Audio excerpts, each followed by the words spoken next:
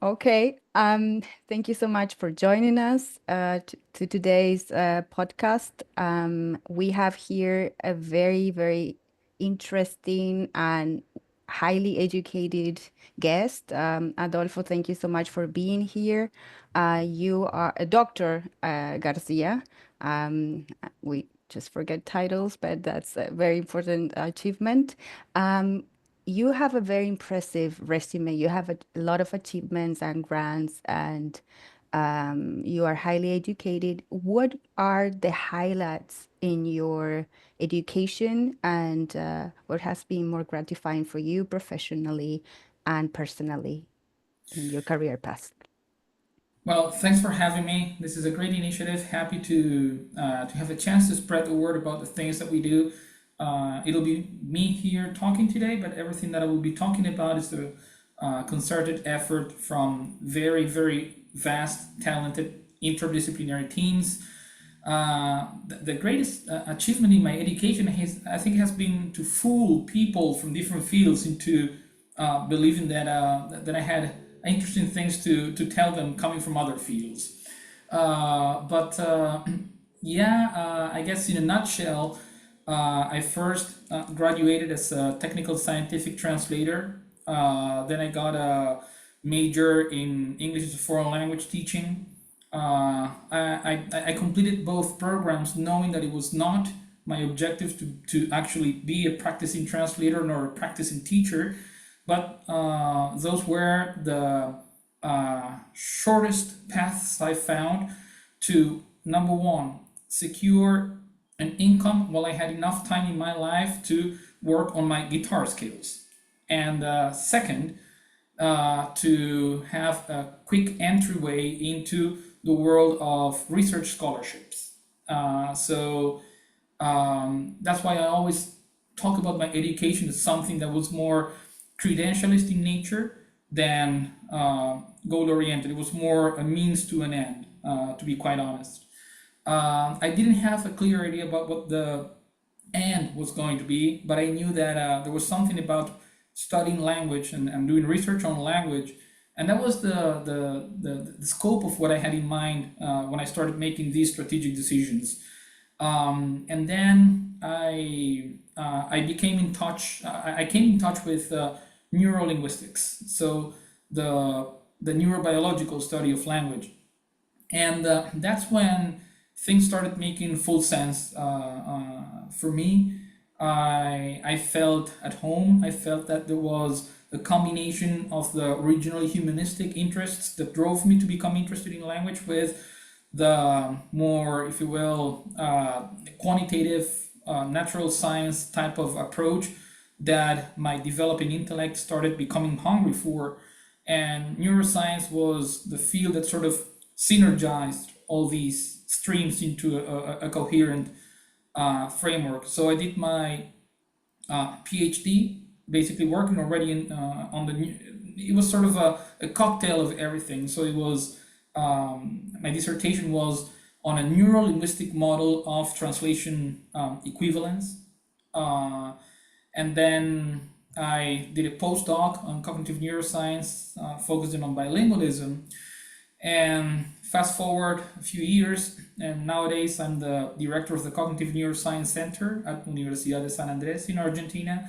I'm a senior fellow at the Global Brain Health Institute at University of California in San Francisco, an associate researcher at Universidad Santiago de Chile, and I'm also the co-creator and coordinator of Include, which is the largest global network for cross-linguistic research on brain health, and also a co-founder and CSO of TEL, which is a startup and an app that we use to detect and offer to different stakeholders digital speech biomarkers of brain disorders. So that's how things sort of ended up now in February 2025. And my work on translation and interpreting and its neurocognitive correlates remains an important part of my interests and the work that we collectively do with our teams. Excellent. Thank you so much. So we are going to talk, definitely you are the person to talk about languages and the brain. Let's start with some questions. Are there neurological differences between the translation process and the simultaneous interpreting process? The answer is a, a very, very, very strong yes, and basically the answer becomes so evident just because if you ask yourself, remove the brain from your question. So if you ask yourself, are there any differences between translating and interpreting? From any perspective you want to tackle that question, if the answer is yes, then it follows that there have to be neurobiological differences. There's no scenario in which two activities that are different in cognitive, in socio-interactive, in let's say emotional, affective, and overall terms, and in terms of their demands in general, will not have a corresponding difference in terms of the neurobiological underpinnings that are at play during one or the other.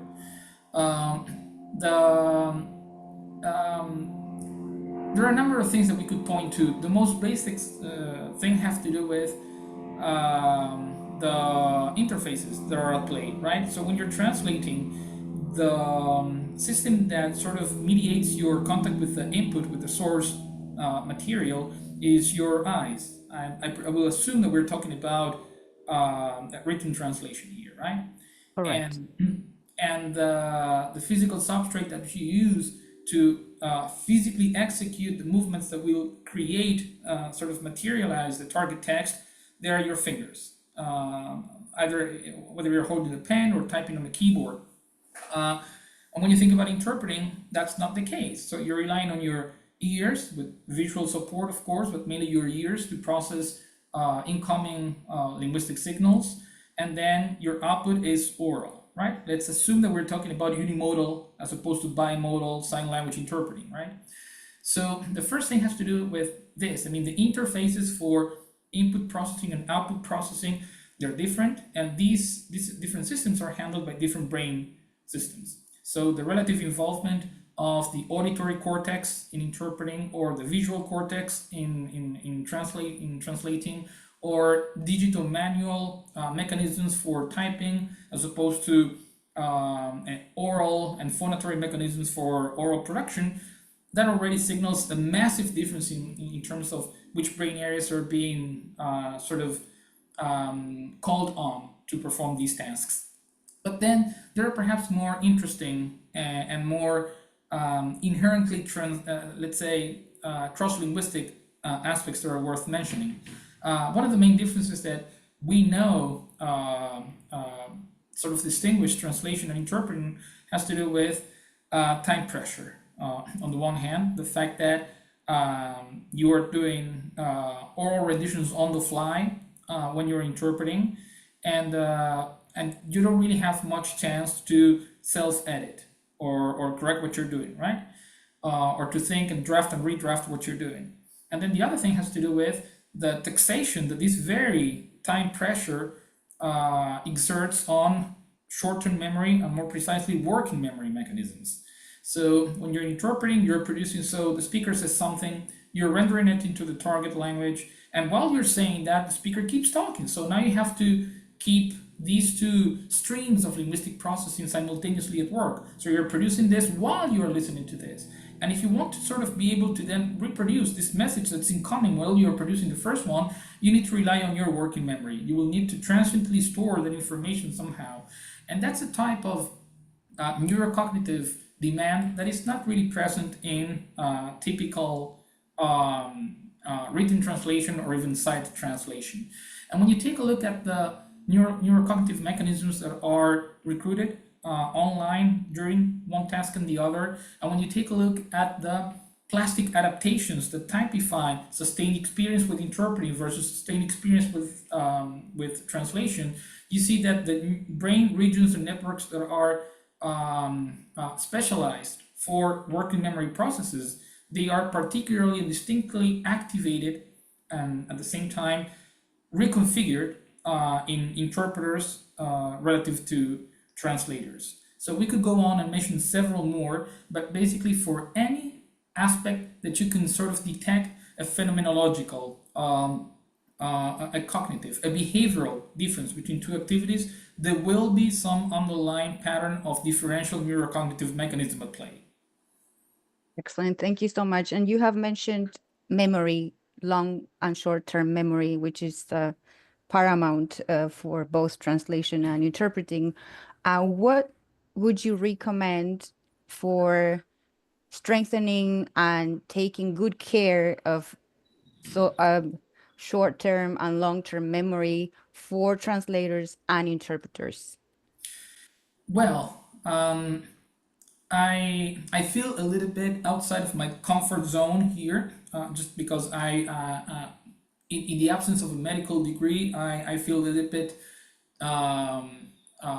like out of my turf when it comes to recommendations. But we do work a lot on brain health, and there are a number of neuroprotective factors that are very, very well documented in the literature, and I think it's worth mentioning them. Basically, anything that's good for your organism at large, for your heart at large, for your vascular health at large, will also be good for your brain in general. So, general tips that are not particularly related to memory function, but just to cognitive performance overall. You want to have a balanced diet. You want to exercise regularly. You want to expose yourself to cognitively challenging situations as much as you can. So those things that take you outside of your comfort zone, they have been associated with cognitive reserve or cognitive resilience. Healthy sleep habits are also good in general. And if you want to focus on memory in particular, there are a few things that can be done. Something that's interesting is that the very exercise of certain forms of interlingual reformulation themselves have shown to yield positive outcomes on working memory performance in general. So the very sustained practice of simultaneous interpreting from initial years, even before you graduate and you achieve professional status, and then moving on to the professional side of things, it's been shown repeatedly that people who actually have simultaneous interpreting practice, they will outperform equally competent bilinguals who have no interpreting experience.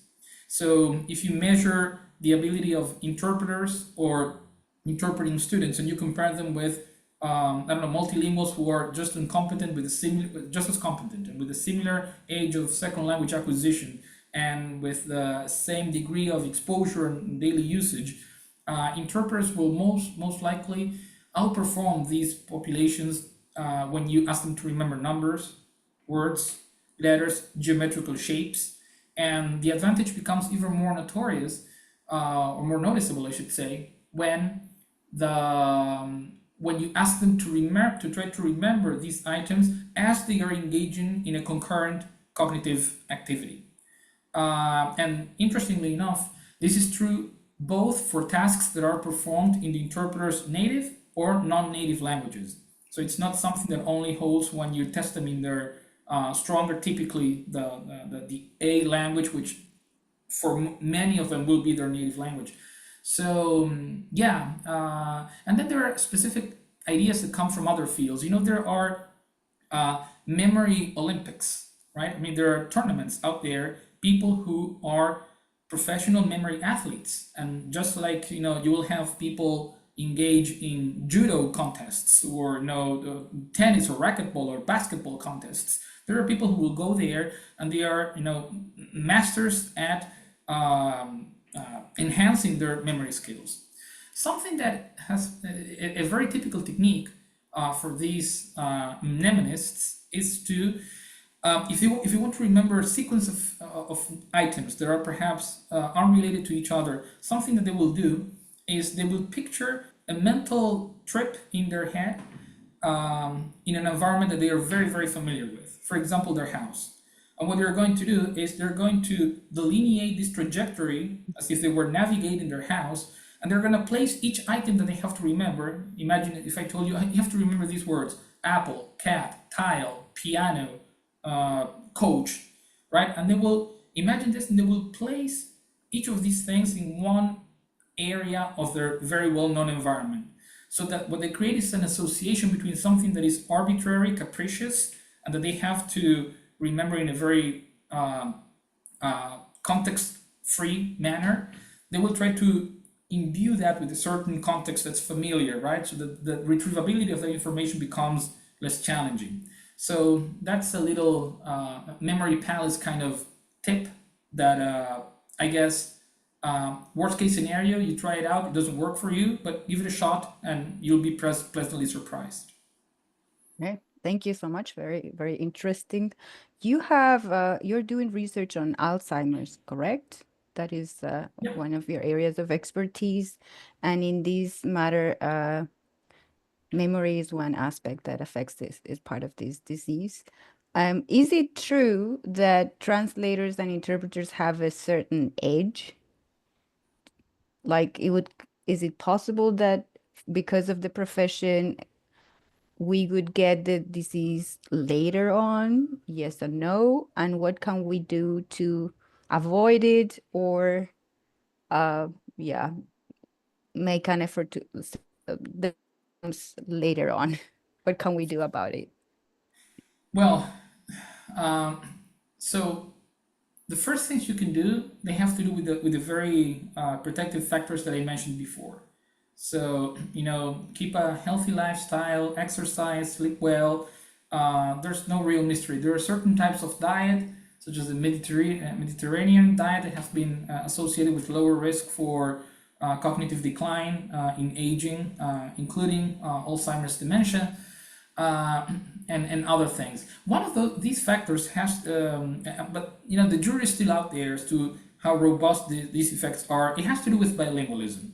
So several studies for the better part of 2 decades now, they've produced evidence that's compatible with the notion that bilingual experience, your sustained use of more than one language in your daily dealings with people and with society, that they are correlated with greater cognitive resilience. So some studies have suggested that people who are bilingual or multilingual relative to those who speak only one language, they have a delay of about 4 years in the onset of dementia symptoms.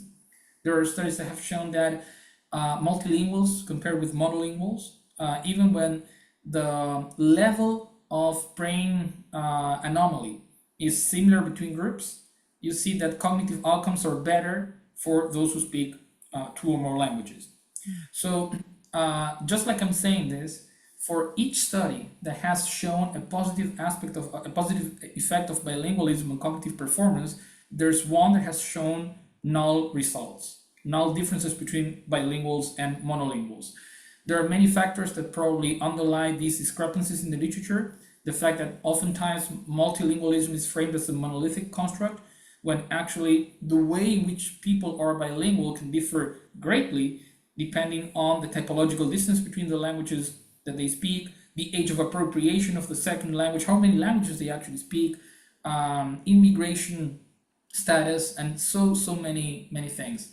A couple of things we can say here. First, not a single study has shown evidence suggesting that bilingualism will be detrimental to your memory outcomes as you age. So, worst case scenario, take a bet. You may leave empty-handed, but you're not going to be losing any of your cognitive capital, most likely. And there's a chance that you may win something. As to whether there's something peculiar about those subpopulations of the bilingual world who are translators and interpreters, be they consecutive or simultaneous or bimodal or whatever it might be, the hypothesis has been thrown out there and the evidence is still wanting. So there's no systematic body of research that has looked at cognitive resilience or let alone the impact of translation or interpreting experience on Alzheimer's or other forms of dementia. By extrapolation, one can imagine that just as bilinguals seem to outperform monolinguals in certain cognitive tasks. We're talking about healthy populations here, even young and even children populations, right? And then you sort of, and when you compare interpreters in particular with those bilinguals who outperform the monolinguals, you have the interpreters outperforming the bilinguals, you might say, okay, maybe this also translates to cognitive reserve and neuroprotection. It's a nice hypothesis, but the evidence is just nowhere to be found yet. Perhaps we should be doing something about it. Maybe it's another research project. This is a related to actually books. This question is, what is the difference from a neurological point of view between reading an actual book, a printed book, and a digital one? Okay. The main differences have to do with the physicality of both media, if you will.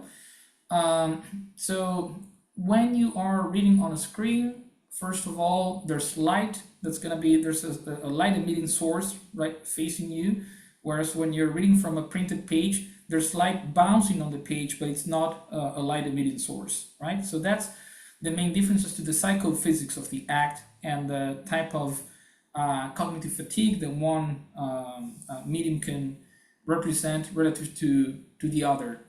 Another aspect of the physicality that's important has to do with, so the more multimodal your contact with language is, the more easily retrievable, memorable, and consolidated it becomes.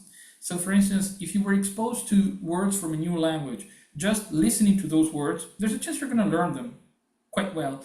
But if you were exposed to those same words of a novel language, and in addition to listening to them, every time you listen to them, you take a look at the referent, and you touch the referent of that word, and you smell what the referent of that word actually smells like.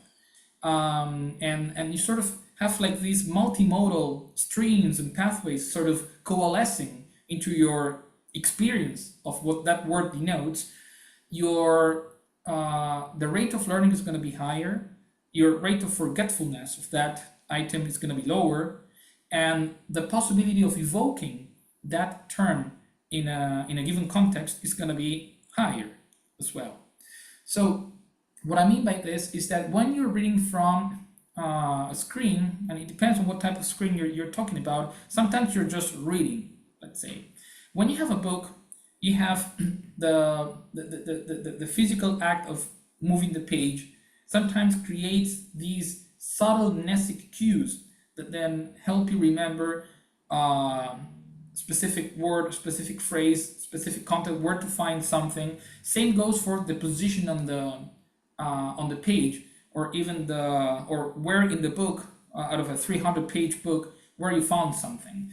And of course, each of these things is going to be sort of underpinned by different neurological mechanisms. But I think it's less interesting to talk about those mechanisms than it is to talk about these more behavioral phenomenological aspects of the difference between reading one way and the other. And interestingly enough, now our exposure to written literature doesn't even have to be mediated by reading per se. I mean, audiobooks, for instance, right? Even writing, now you don't even have to use your hand to write. A few years ago, the opposition was between, let's say, where they were using a pen to write or where they were typing something. Now you can actually produce written text just using your mouth, right? I mean, like real-time speech-to-text software has advanced so much. I guess the important thing is not to lose the habit of reading. That would be the real shame. And ultimately, because of time constraints, because of the societies that we live in, because of the pressure that we have, if you find a way to read that works for you, go for it. That being said, if we're talking about early literacy, and we're talking about teaching how to read and teaching how to write, there's something to be said about the very basic ways in which we've been doing it all along. So there's something about actually drawing each letter with your hand. Think about this. when you are actually handwriting something, each letter has a distinct physical and somatosensory signature. The R requires this movement. The O requires this movement. When you're typing away, all letters require one and the same thing, a keystroke. So the way in which your body sort of incarnates these very physical differentiations between those elements is different. And there are studies that have shown that the level with which and the speed with which children acquire good learning, with good writing habits differs when you expose them to handwriting versus other forms of writing. So again, the question to this answer, be it from the productive modality, writing, or from a receptive modality, reading, will differ depending on whether we're focusing on people who are already literate and they're just sort of navigating their contact with the written word in adulthood, or children who are just beginning their contact with the written word. Very, very, very big difference, and it's a big point. Yeah, and the different kinds of stimuli that you are exposed to with one format compared to the other one, absolutely. And I mentioned stimuli, and there is this new wave of mindfulness and this problem about we are multitasking all the time. We have our phones, we depend on our phones and whatever is happening, and then we have to focus on whatever we have to do. So there is a lot of trash talk about multitasking, whereas there's some being an interpreter or a bilingual demands that you are able to multitask. That's part of the job. But particularly in the case of an interpreter that has to listen, interpret, and talk at the same time. And considering these other factors, like the negative factors, what is your assessment of multitasking and what it happens and how it is it anyways negative or positive, or what happens in interpreting? This is one of those cases in which one and the same term is used in different contexts, and we may have the fast assumption that we're referring to the same thing in both contexts when we are actually not. So when you talk about multitasking as something that typifies the work of a simultaneous interpreter or a consecutive interpreter, and then you think about someone who's driving his car while he's texting on the phone, right? You say, oh, so these are two instances of multitasking. They have nothing to do with one another. So the WhatsApp fanatic driver is sort of deploying his cognitive resources in the pursuit of two different things, which do not coalesce. And one thing requires that your attention is sort of focused on traffic and pedestrians and traffic lights and the norms and regulations that dictate what careful driving is, while the other activity is completely unrelated to this. So you have two streams of cognitive demands sort of in a sort of competition for limited attention or resources in this case. When you think about interpreting, if you want dual tasks of producing in one language while listening to something that's happening in another language, they are not in an oppositional scenario. I mean, it's the two things need to happen for interpreting to happen, right? So if you don't have one, interpreting can't happen, right? Whereas in the first case, if you want to drive, you can drive, forgetting about the phone. And if you want to text, you can stop the car and you can text away and it'll be okay. But there's no interpreting without these two things coming together. So that's a very important distinction, because it makes you think about multitasking as something that can be oppositional or something that can be cooperative, let's say, right? And the type of multitasking that typifies interpreting is cooperative, all these things that are happening, and that we traditionally, and because of the nomenclature that we use, and because of the different research traditions that have specialized in studying one thing separate from the other, they seem to be oppositional. They are not. You need them for interpreting to happen.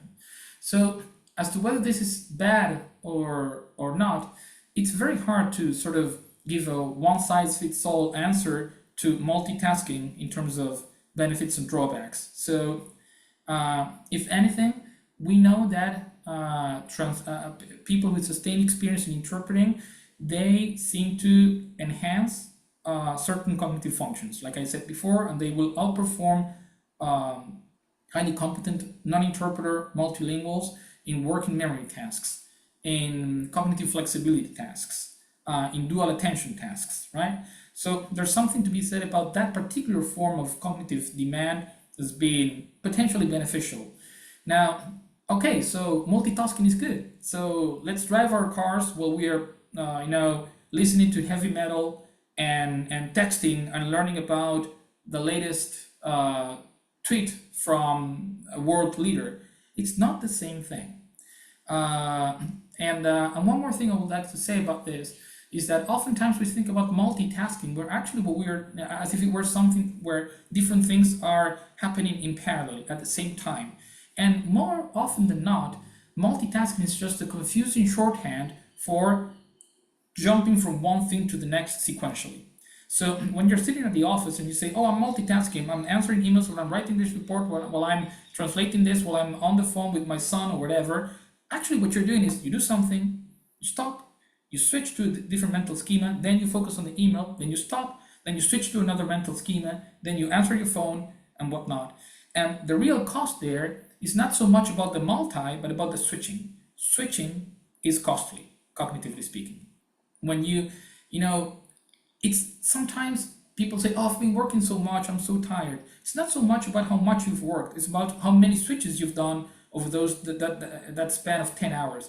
If you work for 10 hours straight in a state of flow, focus on just one task, and you find your rhythm, and you sort of, cruise through it, that's one thing. But if you spend the same 10 hours jumping back and forth between 5, 6 different tasks, will require different demands from you and adaptations to what one requires and the other doesn't, then that's particularly costly. So sometimes I think that we also sort of misinterpret multitasking with switching laden sequential task performance, and what really kills you is the switching, not the parallel processing, which is more often than not less present than you would think, just based on what the term seems to imply. Makes sense. That also gives anyone who is listening, our colleagues, when they come from work and, oh, you just talked a little. Yes, if you saw my brain, I really need a break. Absolutely. And breaks are fundamental. I mean, first of all, they're recommendations from the AIIC, l'Association Internationale d'Interprètes de Conférences, that interpreters should work in dyads or groups, with relays. I think the recommendation is every 30 minutes, I believe. I may be outdated regarding this. But then again, in professional settings, this doesn't always happen. And I've heard too many friends and colleagues who are interpreters just after a long, an 8-hour day of work, just going back home and just crashing. They need to sleep as if they had run a marathon. And what's interesting also is that you see them and they do this perfect renditions of what they hear, and then they go back home, and the next day you ask them, okay, so did you do this gig? Oh yeah, I did. Okay, so what was it about? I have no idea, they'll tell you. And it doesn't happen to everybody, but this is a very recurrent anecdote from interpreters, and it's sort of an adaptive strategy as well. You need to develop this automaticity such that you're able to perform the task in a way that it's more ad hoc and transient, so that you can actually rinse and repeat the following day, especially when you are alternating between themes, topics, and speakers that may not be as consistent as one would ideally want them to be. Excellent point. Also, the point about breaks. So do you think techniques like the Pomodoro technique for translators would be ideal, or well, also of course the interpreters, they normally should switch about, they know how long they can last, 15 minutes or 20 minutes, I don't know. But those techniques are advisable, for example, for interpreters? I can't answer that question, especially about any particular method. But I would say breaks are important in general. What the length of those breaks should be, what the nature of those breaks should be, I think you need to explore a little bit. And sometimes something that I've learned the hard way is that we sometimes tend to avoid breaks, and just because procrastination has bad publicity.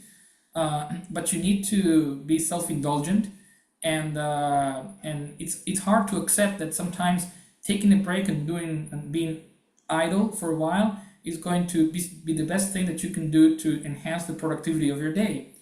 We just feel that if we're not toiling away, we're wasting time.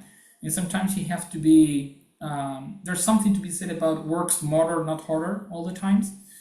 But as to what particular, so you said, is this ideal? I don't think there's any ideal way of doing this. And your preferences, your actual work, your own affective profile, how anxious you are, how well you are at coping with multiple responsibilities, and all these things, they will determine, partially at least, which of these approaches to taking breaks, catching breath will actually work for you. Absolutely. Well, thank you so much. We've been a little bit extra. Thank you so much. I think we covered the most important topics, and this has been very, very enlightening. And there is a lot to digest because you gave us a lot of scientific information. If people are more interested aspects of neurolinguistics and languages, first of all, people who are working in this field, and can they work, where do you recommend people to do more research? Well, so if people are interested in the in neurocognitive aspects of translation and interpreting, I would recommend just becoming familiar with the TRAC network. That's the Translation Research Empiricism and Cognition network, which has been it was created over probably 15 years ago by a number of pioneering colleagues, and it's been growing across the years. I've had the privilege of serving as president of this network for 4 years, and it brings together many of the most distinguished scholars working on cognitive and also neurobiological aspects of translation and interpreting. So look up the website of TREC, TREC network, TREC, and you'll find lots of things. A couple of years ago, we started a podcast focused on neurocognitive aspects of translation and interpreting. It's still running. We are like 24 episodes strong now. It's called Minds Between Languages, and we originally created it with colleagues from Spain, Patricia Rodriguez Inés and Cristian Olasha Soler. And then I've had the fortune of sort of passing the torch to two brilliant colleagues, Natasha Pavlovich and Anne-Catherine Gieshov, who are now leading the show. And all episodes are there, free to see. Maybe we can sort of add a couple of links to this podcast when it's released. Yep, absolutely. And maybe we Absolutely. can add a few more about our own research teams, the Cognitive Neuroscience Center, the Include Network, and all these synergistic scientific and translational spaces that we operate in. Okay, thank you so much. This has been very, very inspiring and very, I mean, it opened many doors for people who are absolutely curious. There is so much to learn and so much to It opened many discover. doors. Hopefully, it won't be doors such that people want to escape from this through. But it's been my pleasure. It's spaces do not abound for this type of research and work to be disseminated. So I'm very, very genuinely thankful. And if we can sort of make this line of work better known and even sort of attract people who may be interested in becoming an active part of this field of research, then our mission has been achieved. Excellent. Thank you so much. That was all for now. Till next time, thank you very much. Yeah, thank you so much. Thank you for being here. My Thank you for your pleasure. time. Thank you very much.